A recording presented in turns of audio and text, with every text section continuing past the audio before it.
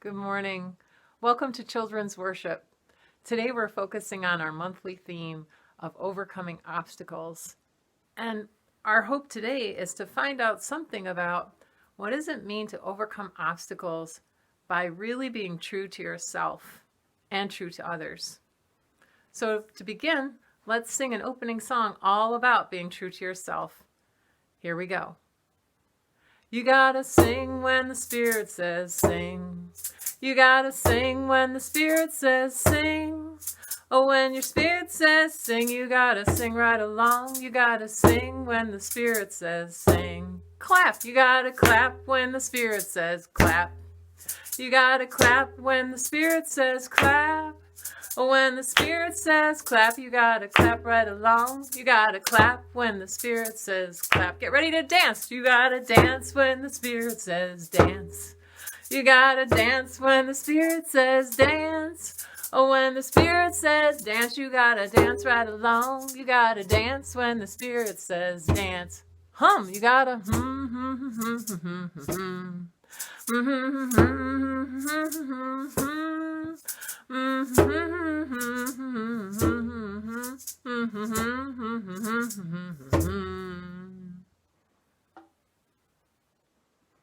For our chalice lighting today, we have a special guest.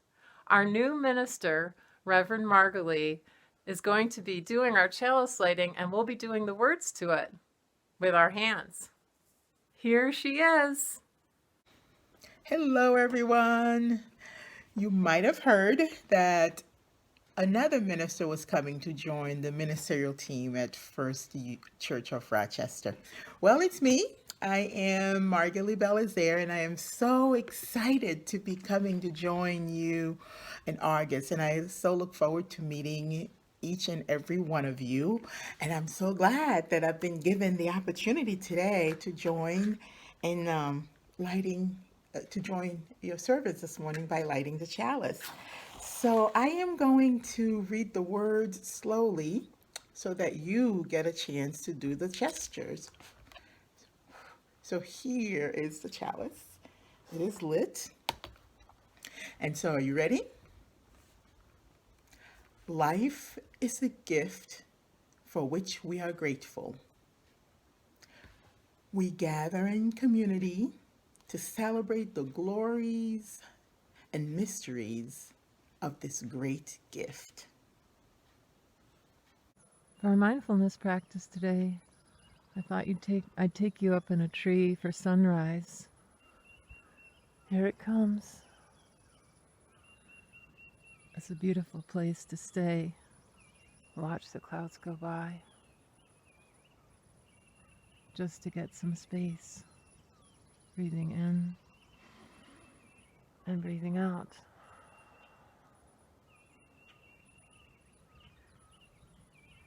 Breathing in and breathing out.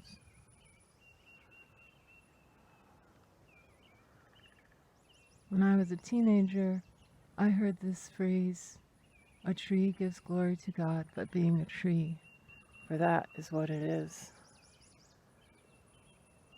It's always reminded me to just be myself. So today we can just focus in on our bodies and in the beauty of this tree, remembering to just be as we are, and that is enough and it's beautiful. Breathing in and breathing out, and breathing in and breathing out.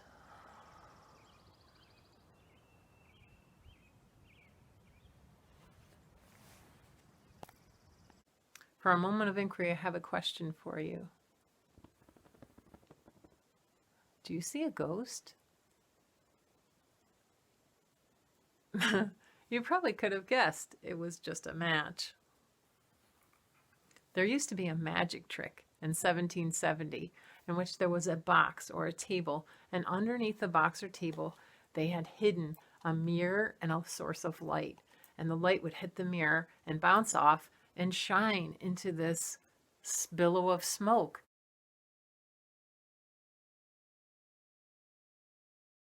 So people on the outside thought that they were seeing a ghost or an apparition when actually it was just smoke and mirrors, which is a phrase you might know or you might have heard. Smoke and mirrors is a phrase that people use that tells them that something isn't actually as it appears. In other words, the outside part of something doesn't really match what's truly underneath. Yeah. If you applied smoke and mirrors to the idea of people, it would be that somebody is not the same on the outside, or they're hiding some kind of truth that's on the inside. And certainly, as Unitarian Universalists, we wouldn't want that. We want the outside to match the inside. That's called integrity.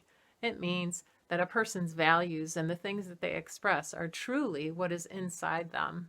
Yeah. It's an important part of the story coming up. This is a story called The Tricky Case. And the main character is somebody called Mullah Nasruddin.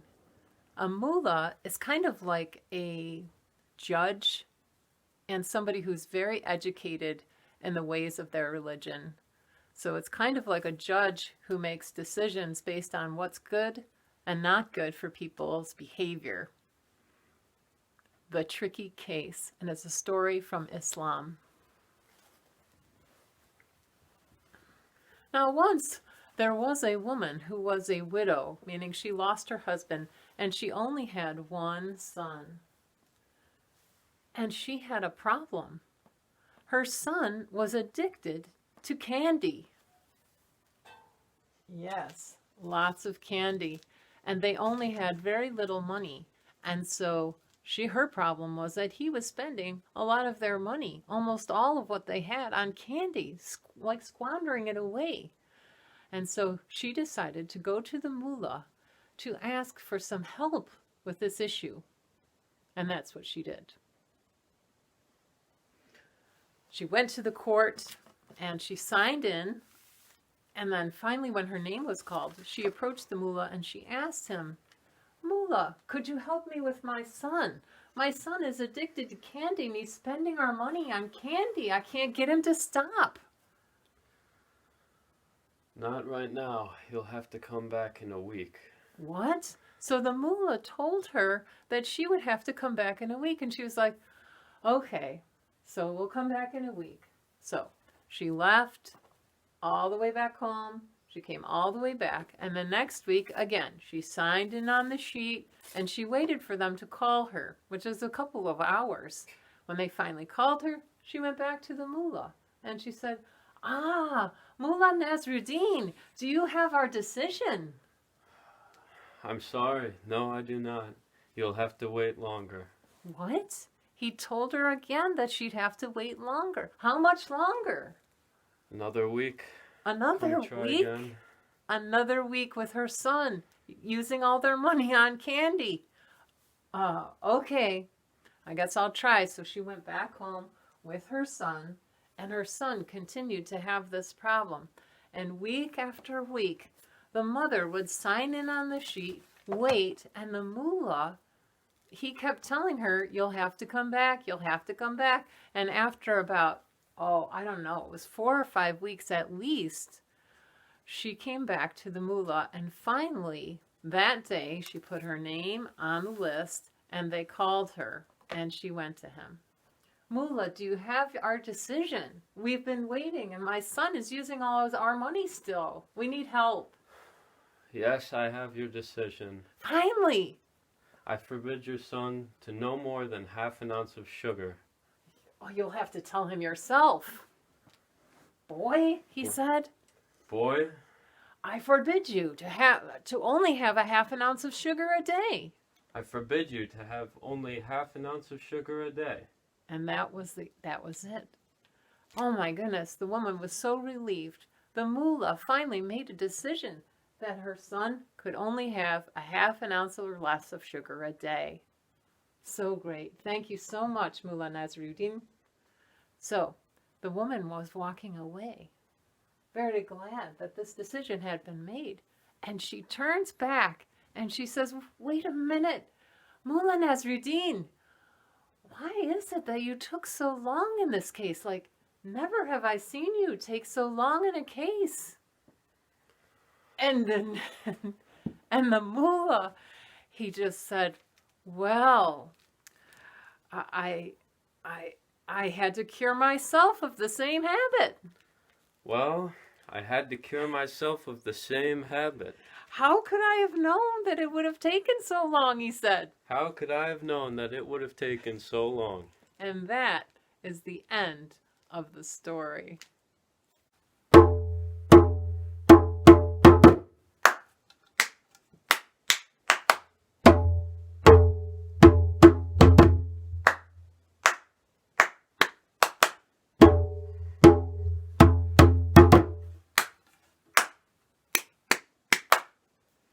So, I'm wondering what that story might teach or remind us about, especially as Unitarian Universalists, or this idea of overcoming obstacles and being honest and true to ourselves.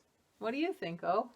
I think it's really important that it teaches you that all people have their obstacles and challenges, and you don't always know what they are.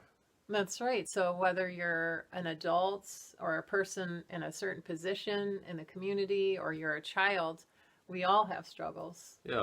Yeah, that's true. It's part of our principle of accepting each other and encouraging each other to grow at any age, right? That we can have that kind of compassion for each other and understanding. Yeah.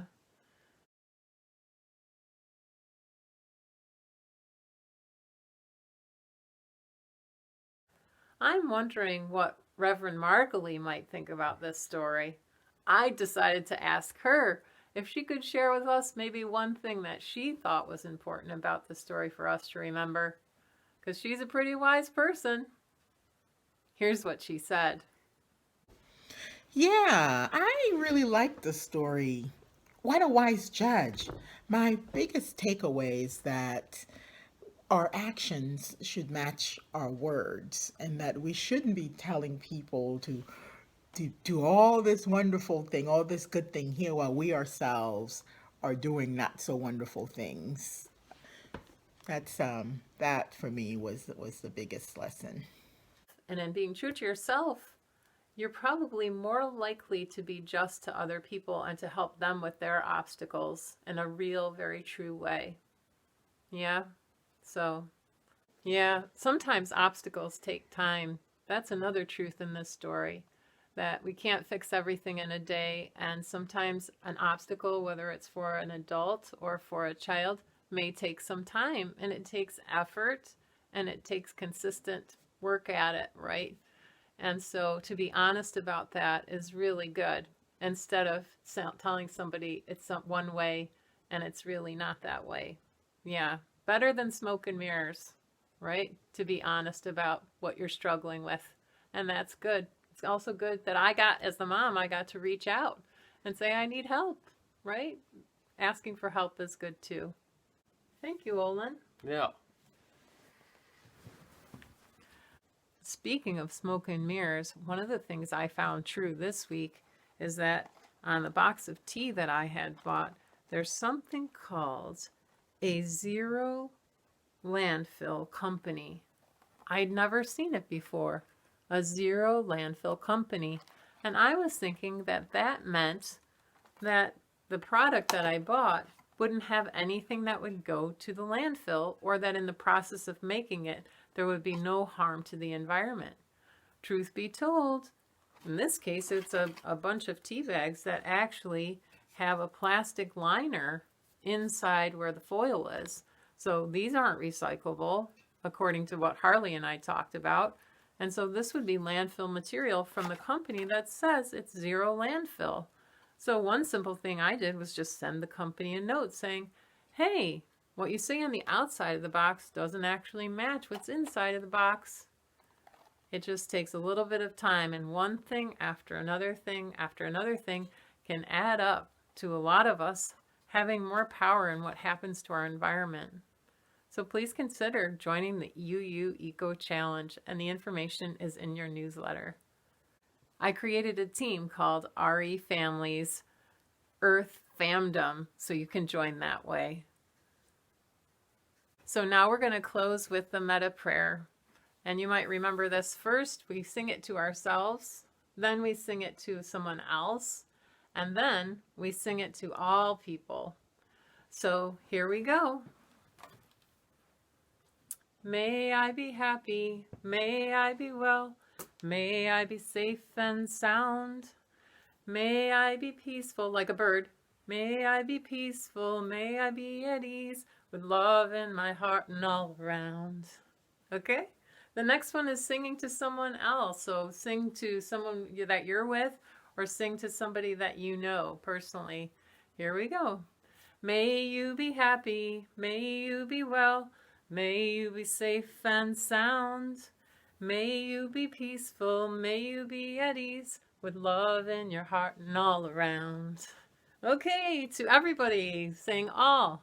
May all be happy, may all be well, may all be safe and sound.